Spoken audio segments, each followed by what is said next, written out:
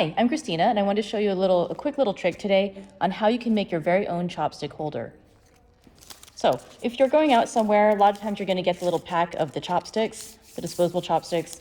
This is a little thing I learned from a friend. All it is you take your packet after you've removed your chopsticks and just wind it around your fingers. Just wind, wind, wind. When you get near the end, what you want to do is hold a little bit of your tail. You're going to bend it up and then just fold it in. That is going to lock your little circle, your ring in place. And then I like to use the side that is a little thinner, and then I fold that over so it makes a little notch there. Do the same on the other side. My friend, I think, who taught me this said it kind of looks like a little samurai hat. But there you go.